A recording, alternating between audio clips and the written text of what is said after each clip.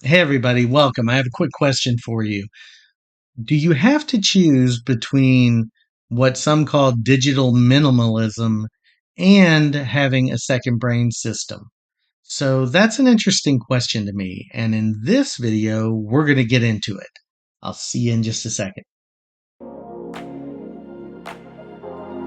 All right, so what you have here on the screen is my Obsidian vault. And some of you, and drop in the comments if any of you can figure out where I got the name for my vault from. It's called Neural Net. So if you did, bonus points if you can put that down in the comments. Let's dive in really quickly. You see my Obsidian vault and you see my Supernotes. So you have the A5X and you have the A6X2. And I do use both of these devices regularly. I still tend to lean more on the A5X, but for the quick note taking, walking into a meeting, a lot of the times I'll grab the smaller portable one. It's also a little bit faster because it's got an upgraded chipset. So I tend to use it a little bit more for the note taking piece, and it syncs much faster with the cloud. But when it comes to planning larger items, writing out larger to do lists, things of that nature, I find myself always gravitating back to that larger screen. Anyway, enough on that. I have plenty of videos on that, and you can see some of those above. A lot of times, and I find this interesting, you have someone who thinks it's all or nothing. So to be organized, you have to be all in on something like Notion or Obsidian or Evernote or name your software product. And you have to be full into Google Tasks or Microsoft To Do, formerly Microsoft Tasks. You have to be all in on that. You can't have anything else. Or if you do, it has to just be a pad of paper next to you to take quick notes. I don't fall into that camp. And let me tell you why and kind of the story. And I've done some videos on Obsidian and a lot on the Supernote as well. But as you know, on this channel, we're about more than just the technology. We're also about how do you think through the best way in your mind to be organized. And I think that's what's really important here. So you hear a lot about digital minimalism, this idea that you only use technology for specific purposes and that you try to minimize its footprint in your life, which overall I think is a laudable goal. And I think that I fall into a slightly different camp where it's you use the right technology for the right thing. So you may have a lot of technology in your life, and you may even be using a digital device quite a bit. But if what you're doing on that digital device is an analog task, then it kind of transforms the way that device impacts your life. And if you're using an e-ink screen versus an LED screen, again, less eye strain, more quality of life, better hand eye coordination can come out of writing. But I don't think it's an all or nothing thing. So when I found Obsidian, which I just think is a phenomenal tool, and if you look over here at it, I'm going to make this a little bit smaller and move it. Obsidian to me, and this is where the second brain system comes in. And I think you can do this analog, but it's definitely not as easy. I know people who used to have tons of file folders and note cards and sticky notes and post-its and everything all over to try to remember those items they needed to. And there's nothing wrong with that. That workflow can be very useful for those who want to employ it. But for me, it never really made a lot of sense. That's why I would always take my handwritten notes from a pad of paper and transcribe them into OneNote so that I could then refer to them when I was going back and revisiting a conversation. Obsidian allows me to do that on a whole nother level and in ways that, quite frankly, I can't even imagine yet. I've had Obsidian for a little over 2 months and it's really impacted the way I think about things.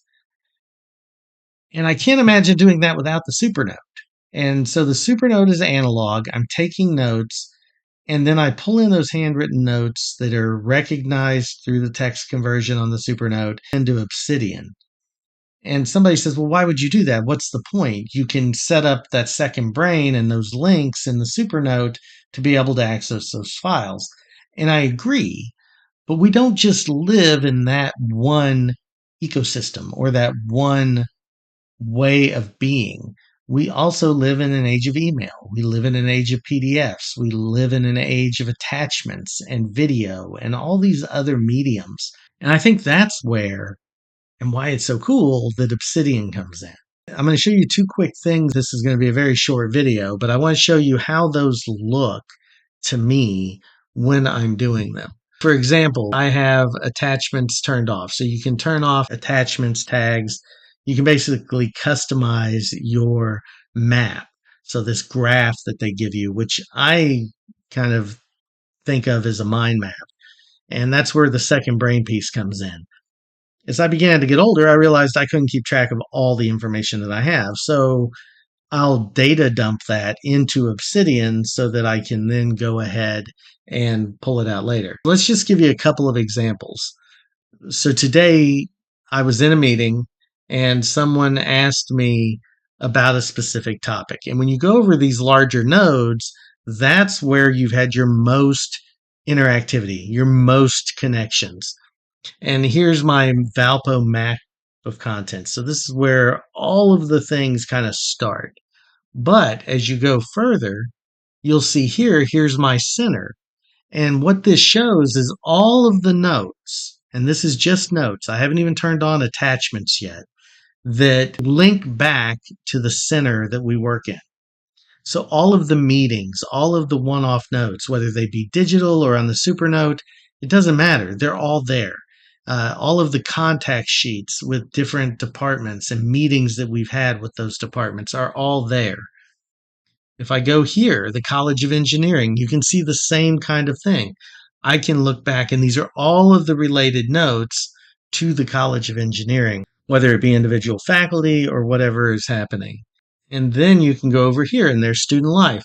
So those are just three quick examples of different places. Now, what's really interesting here, and this is something that's really, really cool, is I can then turn on attachments. And when I turn on attachments, boom, it just blows up. So now not only can I see where things are with teaching and learning, but I can see individual attachments, whether that's a PDF, a video, a Word document that had an agenda on it, whatever it may be, whatever digital exhibit that I have, I can access through this graph. Now, you don't use the graph view so much for that, but what I find it very useful for, and I'll turn off the attachments because they do make a lot of clutter, is you see a lot of things on the perimeter here. These tend to be a lot of articles. I use Omnivore to pull in articles that I'm going to read, and then there's also books. So you'll see that there are different things here that I haven't connected yet. I haven't connected to one of my larger notes. And that's because Omnivore is updating all the time. It's a read it later app that's really cool. And these are all things I need to go back, read, process, maybe take some notes on, and then attach back to if it's a student life concern, if it's an admissions concern, teaching and learning concern. I can then go back and I can take the time to make purposeful notes and to draw and connect ideas. We're going to do a live stream on Obsidian coming up really soon, and it's a Q&A. So I'll show you kind of my thought process of this.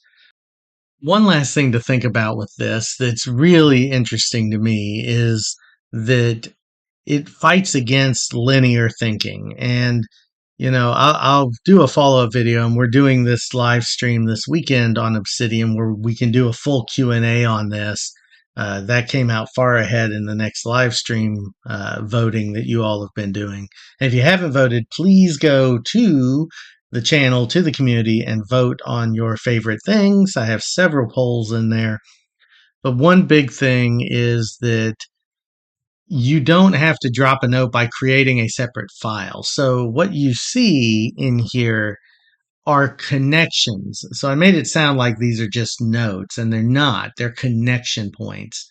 So you can be writing a paragraph about organizational change, for example, and I can do a double bracket and say Cotter, and it's going to link it to a book by John Cotter, and it'll give me the drop down of any time Cotter was mentioned. And I can also, in that same paragraph, maybe put student life in double brackets and it'll link it back to that department. And then I can even tag it to somebody, to a contact. So in one paragraph, I could have 5, 6, 7, 8 connections to different connection points. From one note, I can connect to all of those places, all of those things. That is truly powerful. Just a little bit of food for thought. Let's come back and hopefully you stuck with me to the end on this. I know it was a little bit of a rant. I don't tend to rant very much. I try not to, at least. But it really bothers me to be in this world of dichotomies. You either do this or you do that. And I don't think that world really exists for most people. It's nice to be able to say it and put people in a box, but it's not genuine. It's not real. Most of us don't operate in that mode. I'm constantly moving from Excel to PowerPoint to Word to my Supernote over to Obsidian to email to just all these different things. And you have to be able to switch. You have to be able to mode switch all the time. If you can't, you're going to fall behind. And I think Obsidian allows me to keep track of the modes in a way that's intuitive. The other day, someone walked into my office and we had a conversation about about a specific school. And within 10 seconds, I was able to pull up in Obsidian all of the faculty in that school and be able to remember or look at where my interactions were to help introduce someone to another individual. That's the power of Obsidian. And that's where the whole idea of a second brain really comes in. It really acts that way. Our neural pathways are a mess.